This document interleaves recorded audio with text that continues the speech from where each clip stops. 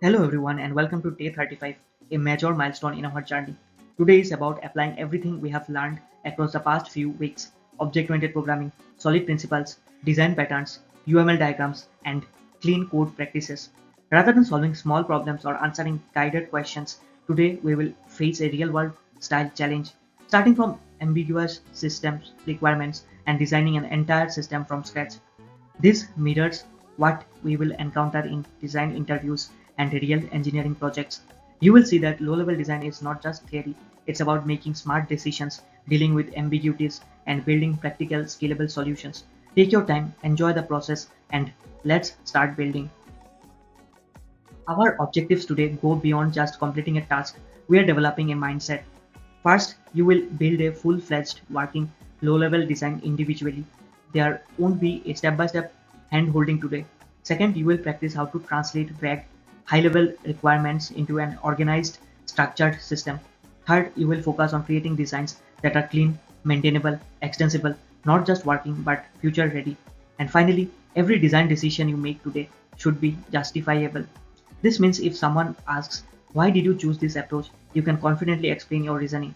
This ability separates a good engineer from a great one. Let's understand how today will flow. First, you will pick a system to design. It could be something we studied or something new you are excited about. Then, you will spend time gathering and classifying the system's requirement because a strong foundation begins there. Next, you will create an initial design sketch, a rough visual representation of how your system could look. Once you are comfortable with a rough sketch, you will formalize your ideas into detailed UML diagrams, class, sequence, and activity diagrams. At every step, you will check your work against key design principles. And finally, if time allows, you will discuss your design with peers, learning through feedback and diverse perspectives. Choosing the right system is important because it impacts your engagement and the learning depth. Pick something you are genuinely curious about, maybe a parking lot management system, an elevator controller, a simplified version of Splitwise, or even a new system you invent. If you want to tweak or expand an existing system, go for it. Maybe you want a parking lot system with EV charging stations or a Splitwise that handles currency conversions. The goal is to be excited about solving the problem because design is creativity plus structure. Once your system is selected, don't rush into coding or diagramming it. Pause, think carefully about the problem space. Ask yourself, what are the must-have functional features? For example, in a parking lot system, vehicle entry, vehicle exit, fee calculation, these are core. Then list non-functional requirements, performance, scalability, security, and fault tolerance. Maybe your parking lot needs to handle thousands of cars without delay. Also imagine bonus or optional features like online reservations or dynamic pricing. Writing down clear requirements prevents future confusion and keeps your design focused and intentional. With the requirements crystal clear, start sketching. Think like an architect with a blank canvas. Identify your key classes, maybe parking spot, vehicle, ticket, payment.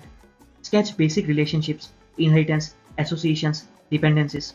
At this stage, keep it flexible. Don't worry about perfect naming or full attributes.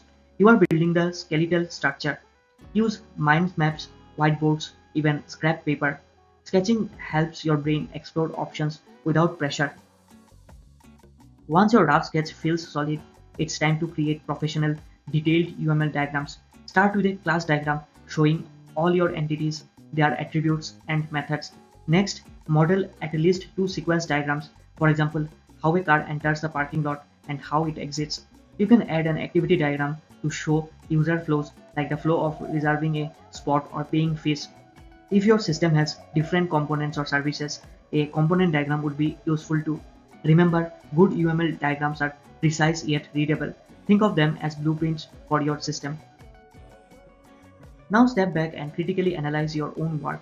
Are you following solid principles? For instance, did you avoid classes doing too much? Is your system easy to extend without modifying existing code? Are you reducing tight coupling through dependency injection? Also ask, are you using design patterns wisely where they add value?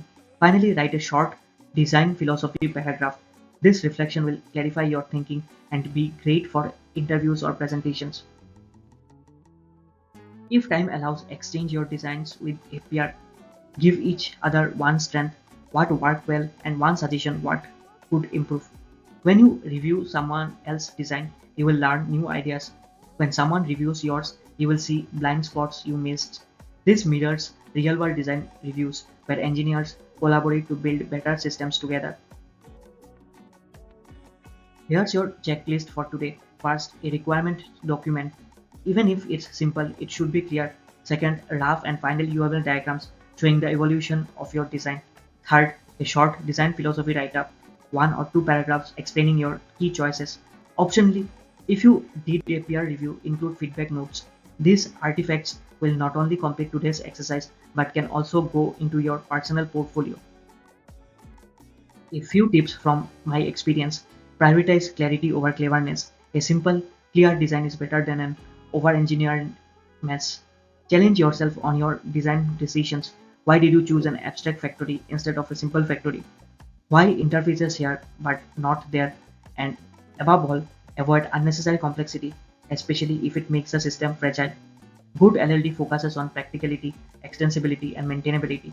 These are the pillars of professional system design. At the end of today, you will have independently applied everything we have learned so far in this course.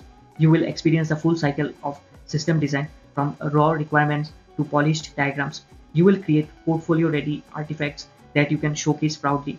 And most importantly, you will sharpen your real world instincts, how to think, reason, and design like a true software engineer. Let's get started and enjoy the journey. And thank you for your attention.